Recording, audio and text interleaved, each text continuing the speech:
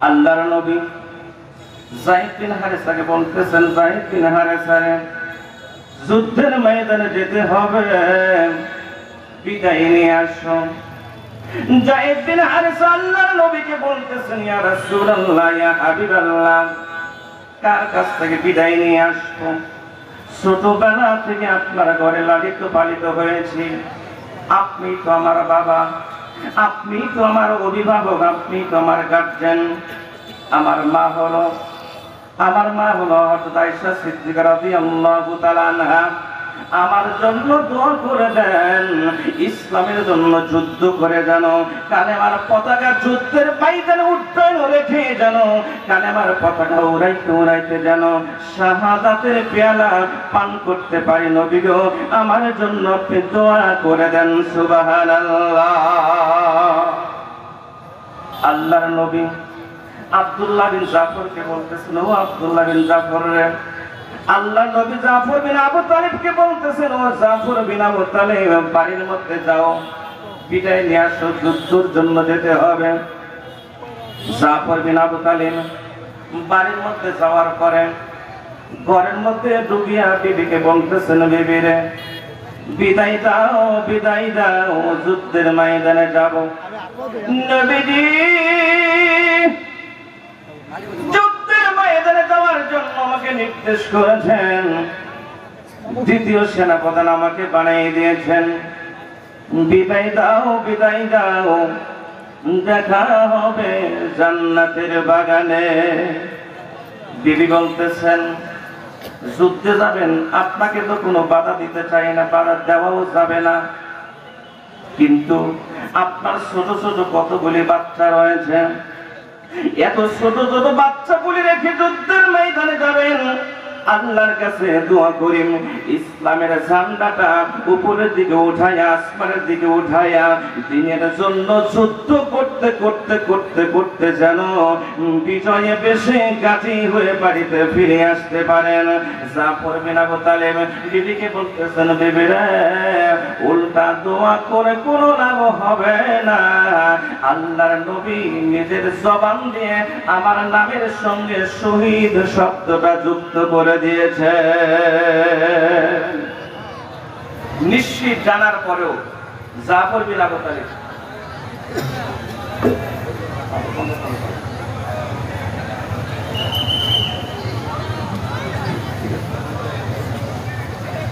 নিশ্চিত মৃত্যু জানার পরও জাফর বিন আবু তালিব নিশ্চিত বুঝতে পারতেছে, যুদ্ধের ময়দানে যাওয়া আমি আর ফিরে আসতে পারবো না।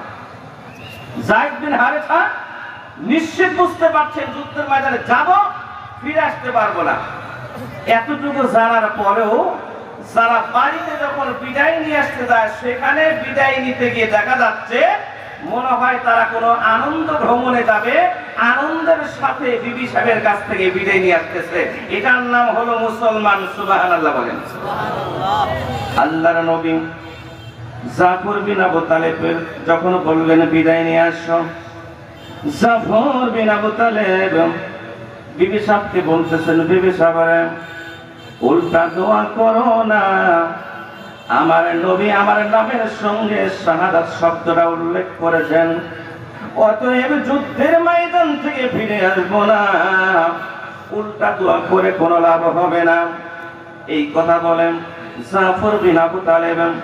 এবার যখন তিনি ঘর থেকে বের হয়ে গেলেন, ইতিহাসের মধ্যে লেখা রয়েছে, ছোট ছোট বাচ্চাগুলি পিছন থেকে যখন বাবাকে বাবা বাবা বলে ডাক দিচ্ছিল আর বলতেছিল, বাবা গো, জীবনে কোনোদিন আর তোমাকে দেখতে পারবো না, একবারের জন্য পিছনের দিকে তাকাও, তোমাকে জীবনের মতো তোমাকে একবার মাত্র দেখে নিব।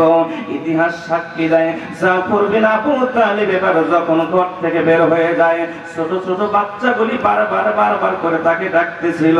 জাফর বিন আবু তালিব একবারের জন্য পিছনের দিকে ফিরে তাকান নাই। নগমায়ে কুরআনি দুনিয়া কো সুনা দেंगे, हम नगमाয়ে कुरानी दुनिया को सुना देंगे। हर कल्ब में चाहत की आग लगा देंगे। हम नगमाए कुरानी दुनिया को सुना देंगे। क्या हुस्न कुरानी है,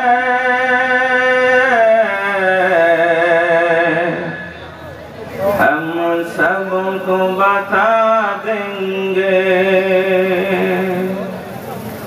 क्या हुस्न कुरानी है, हम सबको बता देंगे।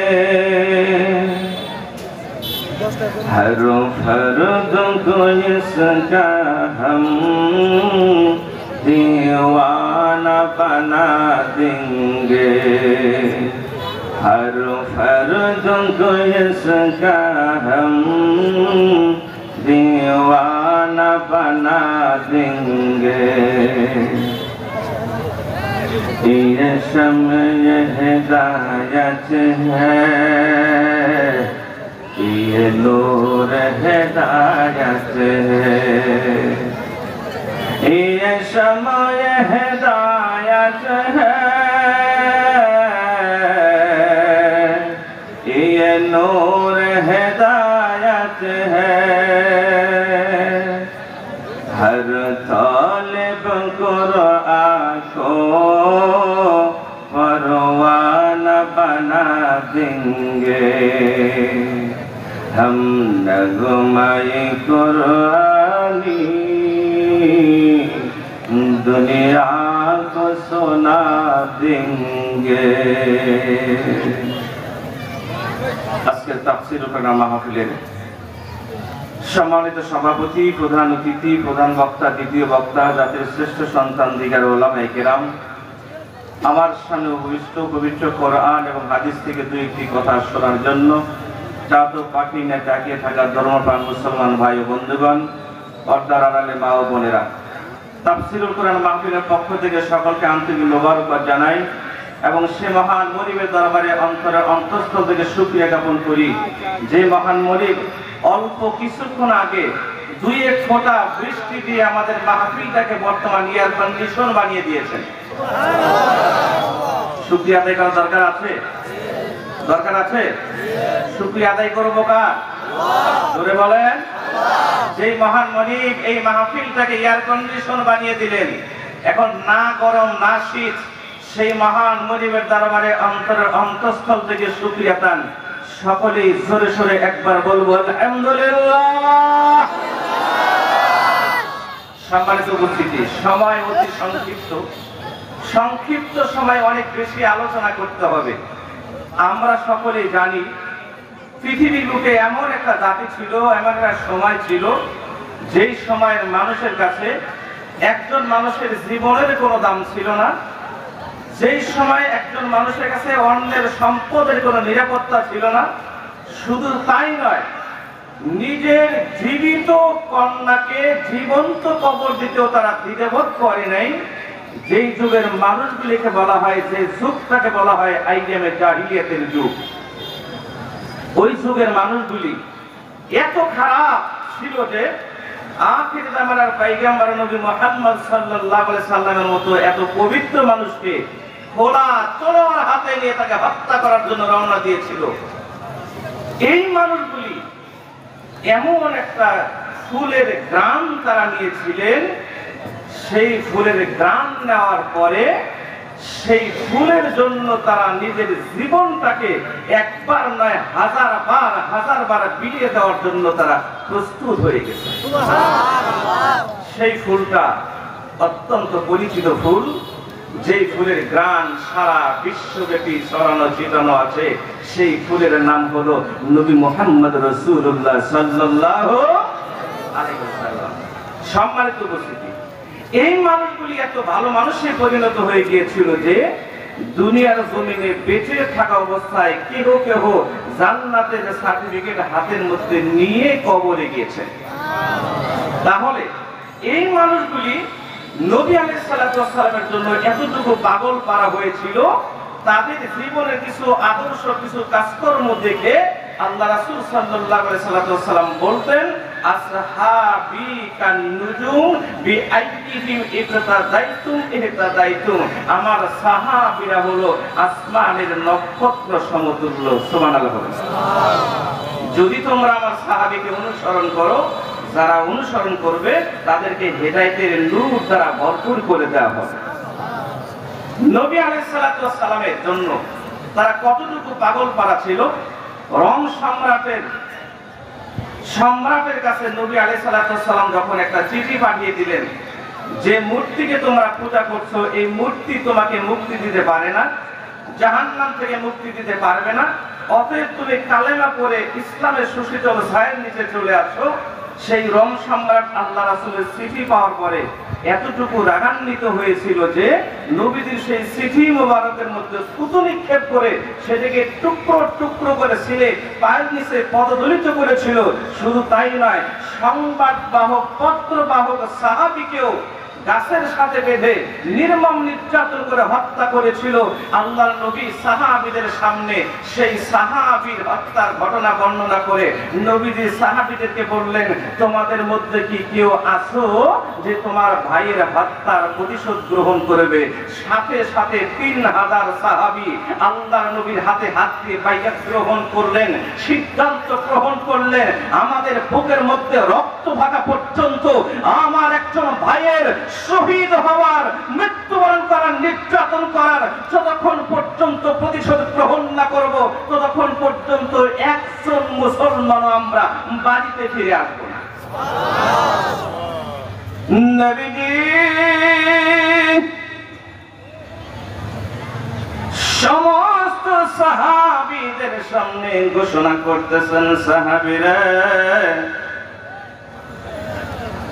শুধু আমার সংবাদ বাহন, চিঠি বাহন সাহাবীকে ওরা হত্যা করছে, শুধু তাই নয়, রোম সম্রাট 1 লক্ষ সৈন্য নিয়ে মুসলমানদেরকে আক্রমণ করার জন্য মদিনার দিকে রওনা দিয়েছে। কি করবে তোমরা? সমস্ত সাহাবীরা সিদ্ধান্ত গ্রহণ করলেন, ইয়া রাসূলুল্লাহ, ইয়া হাবিবাল্লাহ, যদি আপনার অনুমতি পেয়ে যাই 1 লক্ষ কেন, 2 লক্ষ কেন, 5 লক্ষ কেন, অসংখ্য কাফের বেঈমানদের বিরুদ্ধে মোকাবেলা করার জন্য আপনার প্রশিক্ষিত 3000 সাহাবী হবে যথেষ্ট। সুবহানাল্লাহ। নবীজি সিদ্ধান্ত দিলেন, ফায়সালা দিলেন, 3000 সাহাবী রোম সম্রাটের 1 লক্ষ সৈন্যের বিরুদ্ধে তারা যুদ্ধ করবেন। এবার নবীজি 3000 সাহাবীর মধ্য থেকে সেনাপ্রধান নির্বাচন করবেন। নবীজি কিছুক্ষণ পর ডাকতেছেন, আমার পালক পুত্র যায়েদ বিন হারেসা আছো নাকি? যায়েদ বিন হারেসা বলতেছেন, লাব্বাইক ইয়া রাসূলুল্লাহ। সামনে আসো। সামনে আসার পরে বলতেছেন, হারেসা রে, যায়েদ বিন হারেসা, রোম সম্রাট 1 লক্ষ সৈন্য পাঠিয়ে দিয়েছে মুসলমানদের বিরুদ্ধে যুদ্ধ করার জন্য। ওই 1 লক্ষ সৈন্যের বিরুদ্ধে তোমাকে মাত্র 3000 সাহাবী নিয়ে যুদ্ধ করতে হবে। আমি নবী তোমাকে 3000 সাহাবীদের সেনা প্রধান বানিয়ে দিলাম। সুবহানাল্লাহ। 1 লক্ষ সৈন্যের বিরুদ্ধে যুদ্ধ করবে, সেনাপ্রধান বানিয়ে দিল। সমস্ত সাহাবীরা মেনে নিলেন। কিন্তু আমাদের মতো মুসলমান যদি থাকতো, আরে বাপরে বাবা, আমি এত বড় হুজুর, আমি এত বড় নেতা থাকতে ওই যে পালেক পুত্র যায়েদ ওকে সেনাপ্রধান বানাই দিল, এটিকে আমি মানবো না।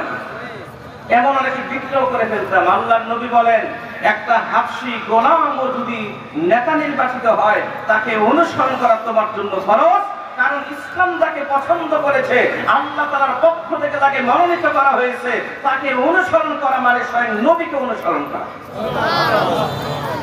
নবীজি কিছুক্ষণ পর আবার ডাকতেছেন, ও জাফর বিন আবু তালিব, তুমি আসো নাকি? জাফর বিন আবু তালিব বলতেছেন, লাব্বাইক ইয়া রাসূলুল্লাহ, এদিকে আসো।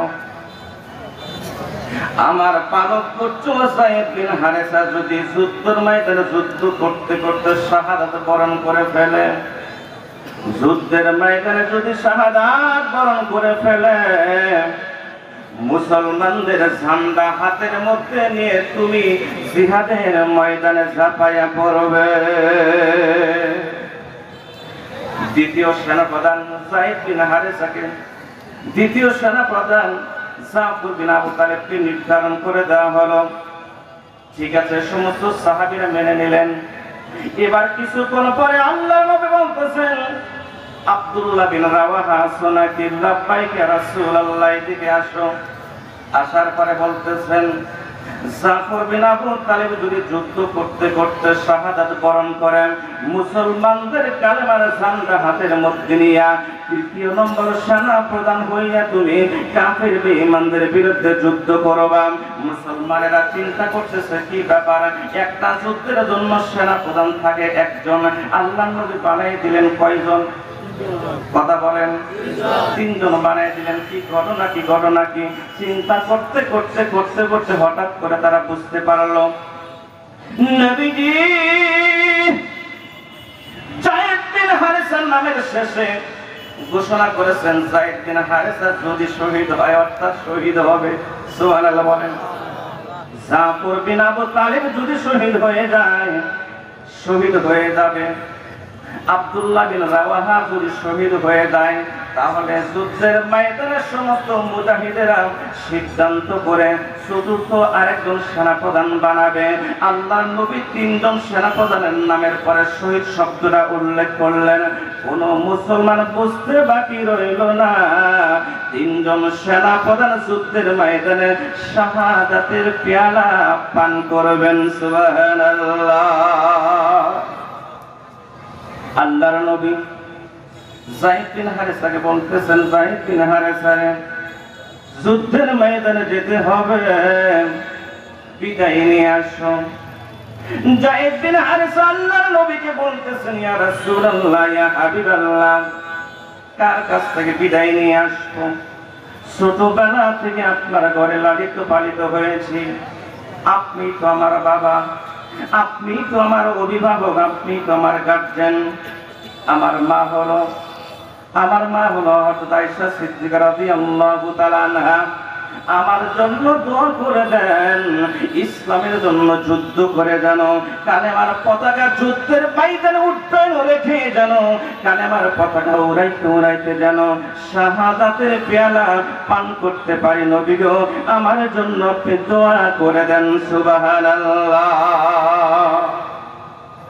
আল্লাহর নবী আব্দুল্লাহ বিন জাফরকে বলতেছেন, ও আব্দুল্লাহ বিন জাফর রে, আল্লাহ নবী জাফর বিন আবু তালিবকে বলতেছেন, ও জাফর বিন আবু তালিব, বাড়ির মধ্যে যাও, বিদায় নিয়ে আসো, যুদ্ধের জন্য যেতে হবে। জাফর বিন আবু তালিব বাড়ির মধ্যে যাওয়ার পরে ঘরের মধ্যে ঢুকিয়া বিবিকে বলতেছেন, বিবি রে, বিদায় দাও, বিদায় দাও, যুদ্ধের ময়দানে যাব। নবীজি যুদ্ধের ময়দানে যাওয়ার জন্য আমাকে নির্দেশ করেছেন, দ্বিতীয় সেনাপ্রধান আমাকে বানিয়ে দিয়েছেন। বিদায় দাও, বিদায় দাও, দেখা হবে জান্নাতের বাগানে। বিবি বলতেছেন, যুদ্ধে যাবেন, আপনাকে তো কোনো বাধা দিতে চাই না, বাধা দেওয়াও যাবে না, কিন্তু আপনার ছোট ছোট কতগুলি বাচ্চা রয়েছে, এত ছোট ছোট বাচ্চাগুলি রেখে যুদ্ধের ময়দানে যাবেন, আল্লাহর কাছে দোয়া করি ইসলামের ঝান্ডাটা উপরের দিকে উঠায়া আসমানের দিকে উঠায়া দিনের জন্য যুদ্ধ করতে করতে করতে করতে যেন বিজয়ে বেশে গাজী হয়ে বাড়িতে ফিরে আসতে পারেন। জাফর বিন আবু তালেব বিবিকে বলতেছেন, বিবি রে, উল্টা দোয়া করে কোনো লাভ হবে না। আল্লাহর নবী নিজের জবান দিয়ে আমার নামের সঙ্গে শহীদ শব্দটা যুক্ত করে দিয়েছে। নিশ্চিত জানার পরেও জাফর বিন আবু তালেব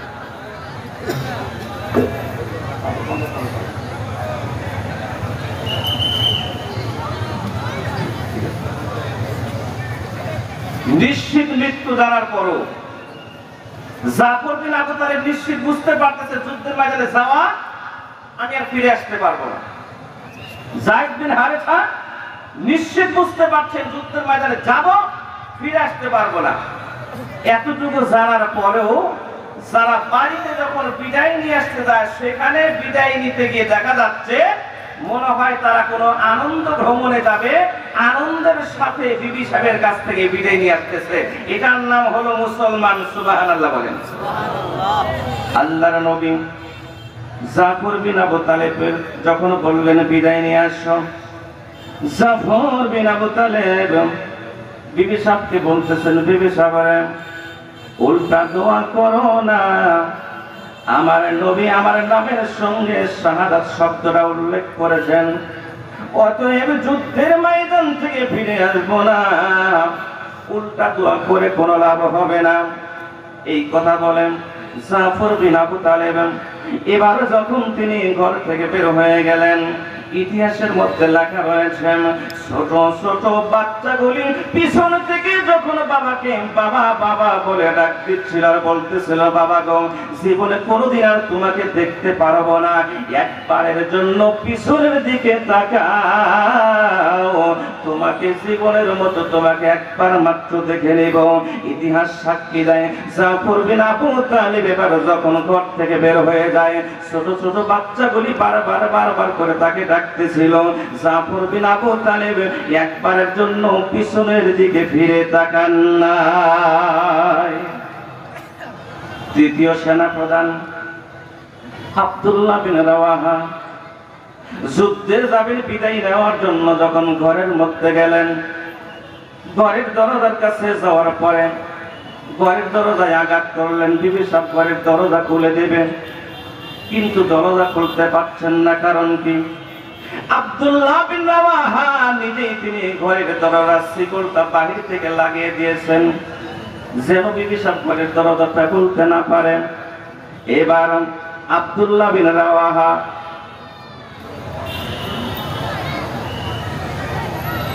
সম্মানিত উপস্থিতি, আমাদের মাহফিলের প্রধান বক্তা, আপনাদের অত্যন্ত সুপরিচিত মানুষ, আমাদের অত্যন্ত নিকটে চলে এসেছে। অল্প কিছুক্ষণের মধ্যেই কিন্তু উনি স্টেজে চলে আসবেন। অনুরোধ করছি, এখনো যারা বাইরে ঘোরাফেরা করছেন, মেহেরবানি করে প্যান্ডেলের ভিতরে ঢুকে পড়ুন।